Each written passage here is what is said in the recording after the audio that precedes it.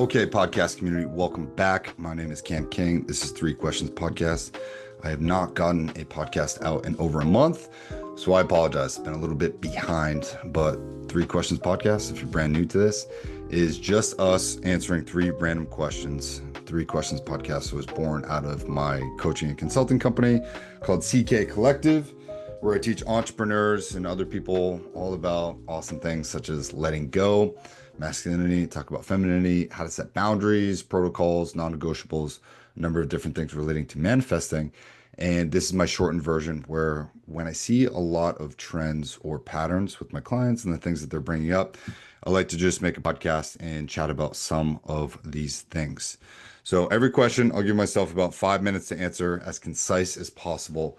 So you can always expect short, hard-hitting episodes. I would love to have more guests on here. So if you'd like to be a guest, just shoot me an email, threequestionspodcast@gmail.com, or DM me on CK Collective on Instagram and TikTok. So let's get into episode number 86 here with question number one. Question number one, what does true masculine leadership look like in a relationship, and how can men embody it without becoming controlling?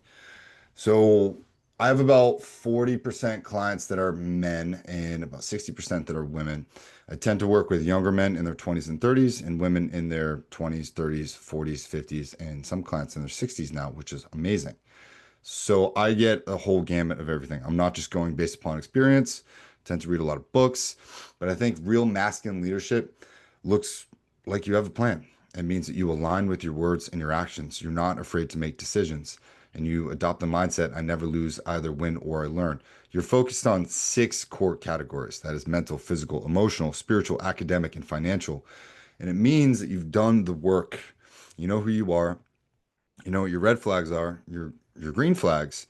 You know what you want out of a relationship. You know how to lead. You've failed before and you've applied those lessons to the future. I do think that masculinity as a whole over the past 20 years has been torn down or attacked in a lot of various ways. And I think that's hidden good men. There are a lot of good men out there, and I think men are getting better.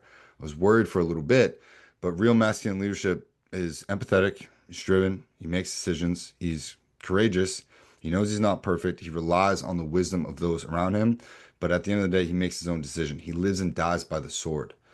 It means that you are loyal to one person. It means that you are able to master your emotions and control your lust. And again, it means that you have a plan. Not that you need to know how to do everything, not that you're a perfectionist, nor are you afraid to make mistakes, but you are the rising tide that lifts all ships. If you want to know what true masculine leadership looks like, you can look to a lot of great movies. You can look to a lot of great TV shows because it's very easy to identify when you see a good man.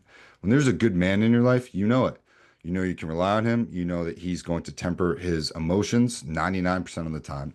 And you know that he has failed, but he's made mistakes, but he doesn't live in the past. He's focused on the future, and he's focused on protecting and providing for those around him. And I think every man should strive for that. I think every man does strive for that. But in a very busy world with a lot of artificial dopamine and a lot of things that get sent our way, it's very easy to get distracted and pulled away from what it is you need to do. You need to be a hero that doesn't wear a cape each and every single day, at work, at home, wherever else. And it's very, very tough to do that day in, day out. You're not seeking short-term satisfaction or gratification. It means that you're focused on long-term progress, long-term results, and doing that hard work when everyone else is out playing and drinking and whatever else. You're hitting the gym. You're focusing on your business. You look and attack your goals like that is the only thing standing in your way, because it is. Most men today, unfortunately, I don't think have their goals written down. They don't look at them every single day. They don't take time to meditate. They don't take enough time to read. And I think that when you stop reading about finance, when you stop reading about business, when you stop reading about love and relationships, you tend to falter a little bit. You forget to stop putting new information into your brain that's going to benefit you in the future. That's the whole point of reading. It's obtaining other people's wisdom throughout the years and applying that to your own life. So you don't need to be perfect, nor do you need to live up to all of those ideals. I know I do my best, but at the end of the day, that's all you have is you can do your best. True masculine leadership looks like aiming for true masculine leadership all of the time, but never really attaining it. And if you're a dude, that should be your mark. You should know that you're going for these things, but you may not necessarily acquire all of these things at the right time, and that's going to be okay. All right. That's all I got for that question. But let's hop into question number two. Why do so many people hold on to broken relationships, and what's the hidden identity they fear in losing the process? Great question. So you can always submit questions to Three Questions Podcast again on my website, ckcollective.co, or just submit them via DM. But why do a lot of people hold on to broken relationships? Number one, because your former identity and the future that you thought you were going to have is tied to that. And it's really hard to give that up. When you're in the process of grieving and you're grieving a relationship that it's no longer here, it's not present, you are really grieving who you thought you would be. You're grieving the fact that that person is no longer here and all of the things and the memories and the places and the things they said. It takes a long time to let go. And then letting go, as I tell all my clients that are going through breakups, that's a continuous process. You're going to have to let go 1,000 times a day if need be. I know I have in the past. And the best way for me to do that is to say five things. It's the Ho'oponopono Ono prayer, the Hawaiian prayer. And that is, thank you, I love you, I'm sorry, I forgive you. And I added, I release you. If you can say that as many times as you can to heal a relationship that's no longer gone, thank you, I love you, I'm sorry, I forgive you, I release you, you're clearing out these energetic channels. You're allowing yourself to grieve and you're releasing all of that. And if you have to do it 1,000 times a day, you have to do it 1,000 times a day. Every time that I previously thought about my ex, I would say something like that. And it helped me more than anything else that I can say. But let's look at your ego and identity.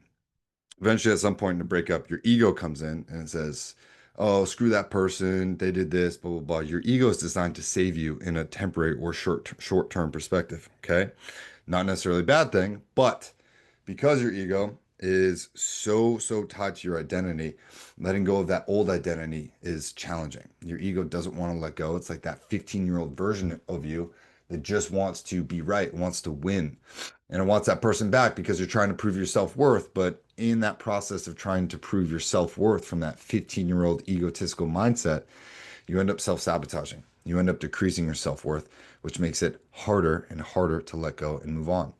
I see this a lot in my clients. A lot of people do come to me after relationships, but I help them transmute that energy into a passion project or to getting to the next level of their life, whatever that may look like.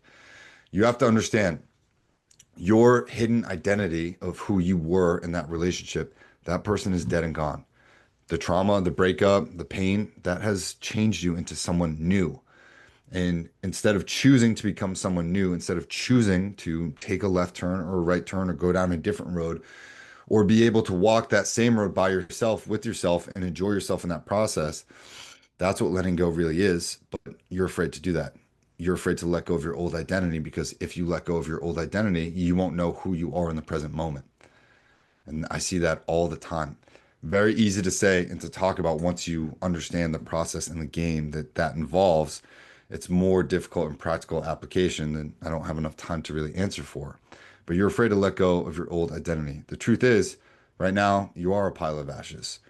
But now it's time for you to become the phoenix that rises from that. Everything you knew just burned down. It's no longer there. It can't be rebuilt. You can't put it back up.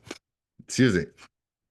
But your new identity is something that you can choose. The pen is in your hand. You can always write a new story for yourself. Don't forget that. That is where your power lies. Excuse me. Now, question number three. Can walking away from someone be the most loving thing you ever do? And can that happen for both of you? Why or why not? Excuse me. Allergies are getting to me today. But I'll say this. Can walking away from someone be the best thing you ever do? Yes. I want you to ask yourself one question, and that is, what is it? That is, what if the worst thing that ever happened to me was the best thing that ever happened to me? My mentor asked me that question before I even got started with him. I think it was on our intro call. He said, what if the worst thing that ever happened to you was the best thing that ever happened to you? And I had no idea what that meant for like 3 or 4, maybe even 5 years. Now I can say, right, 6 years after the breakup I went through that really shook me up, I can say that the worst thing I ever went through was the best thing I ever went through because I realized eventually the pen was in my hand and I could write that future. Now, claiming that future, doing that future, living that future, all of the difficult things that I had to get to in order to where I am now, they were very difficult. But I always knew there was a better future. And now looking back 6 years after the fact, I can indeed say that the worst thing that ever happened to me was the best thing that ever happened to me. And now I'm grateful for that breakup. Without that pain, Without that space, without that turmoil and all of the things that I had to look at, I would not have been able to become the person that I am today. And I'm telling you that if you're going through a breakup or still dealing with it, if this is the worst thing that's ever happened to you, at some point it will be the best thing that ever happened to you. You can condense that timeline for yourself. It's not nothing. You can't ever get rid of it. You're going to have to go through some difficult things in order to forge that new identity that you want. You're going to have to identify the things that you want in the future and develop a plan to get those things. And that's what I work on with clients. I help them create lists. I help them create so much cool stuff. But for you, if the worst thing you ever went through becomes the best thing that you ever went through, it will make you stronger and better than you could ever imagine. I never thought I would be the person that I am today until I started to forge who that person was. And then I identified more about the categories and the things that I wanted, the experiences that I want to have, the qualities I wanted to display. And once I identified those things and I felt those future recorded memories, I could see that future and I could bring that future into my present moment more often. And the more often that I brought it in to my present moment, the closer that those things became, right? The more I could feel, the more I could sense them. And I brought them into various aspects of my day, my morning routine, my journaling routine, my meditation routine. I would feel and see these things. I'd put my hand on my heart and say certain things to myself about the future that I wanted to have with what I'm doing now. And I made it happen. I made it a reality, which was the best part about that. So, yeah, you should walk away from someone, especially if that relationship is no longer serving you or your highest good. And then you should forge a new identity, become the phoenix that rises from the ashes. Understand that, yes, you can continue to marinate in that pain until you're sick and tired of being sick and tired, or you can make the choice and say, this is what I want in my future. This is what it looks like with all the specifics. And then you can reverse engineer the steps needed to get there and start going after those steps one by one by one in order to become this person that you were always meant to be. Let me pose one question to you. What if what you're going through right now was exactly what you were supposed to go through in order to become who you need to be for something else that you can't even see yet? Kind of a complicated question, but think about that. Maybe your calling is a little bit higher, and the person that was with you for this duration of the time was supposed to teach you certain things about yourself so you could work on these things now so that you can be an even greater person later. I'm telling you that this is how the universe works. I'm just here to deliver that message in my 2 cents, but consider that for a little bit because I think you're missing out on so much if you continue to look in the rearview mirror. Okay. So that's all I got for Three Questions Podcast, episode number 86. Again, the three questions we talked about was true masculine leadership and what it looks like, why people hold on to broken relationships, and why walking away can be the best thing that you ever do, perhaps for both of you. Okay. If you have questions about this, shoot me a DM, threequestionspodcast@gmail.com is my email.